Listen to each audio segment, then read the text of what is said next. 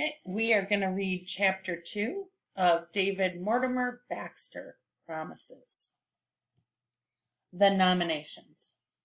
At the end of each day, Miss Stacy asked for class president nominations. Kaya Chung put her hand up. I nominate Rose Thornton, she said. There was applause from the Gigi's. Do you accept the nomination, Rose? Asked Miss Stacy. Rose Thornton stood up slowly.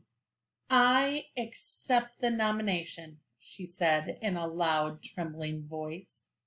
The Gigi's cheered as Rose's name was written on the board.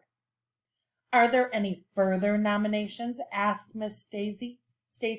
She looked around the room. No one else, she said, looking disappointed. It was quiet. I could hear our science project growing at the back of the room. If there's no one else, Miss Stacy finally said, then we're all set. I nominate David Baxter, said Beck loudly. She looked over at me. I nodded at her. Miss Stacy looked like she was about to faint. Do you accept the nomination, David? She whispered weakly. I stood up. I do, I said loudly. There were cheers from the back of the room. I waved my fans and sat down. It was pretty cool. Miss Stacy added my name to the board. Any more nominations? Asked Miss Stacy. She seemed to really want another name, but no one else raised their hand. Okay, she said. 10 days from today, we'll have our class president election. I don't want Luke to leave his job before he has to. The bell rang. Some people came over and slapped me on the back. Good one, David. Awesome. Nice one. I felt Rose Thornton's stare burning my skin.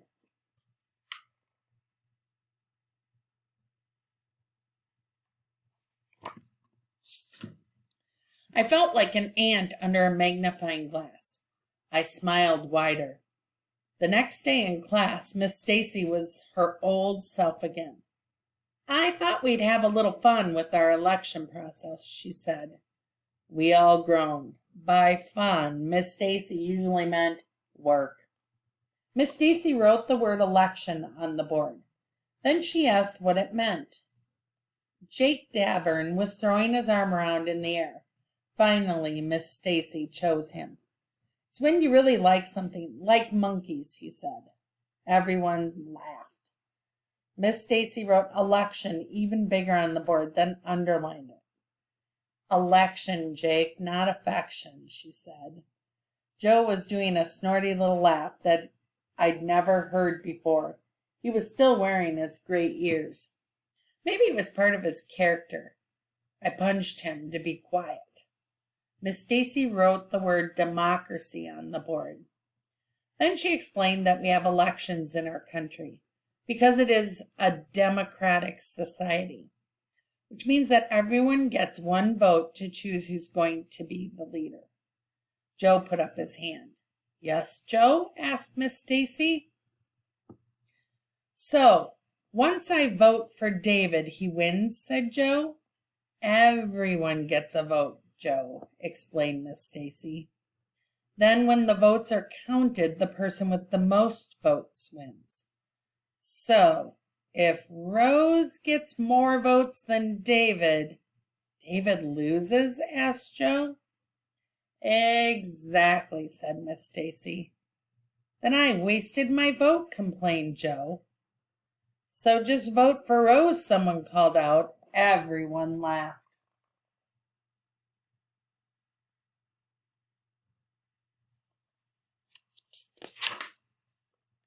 Let's talk about election campaign, said Miss Stacy.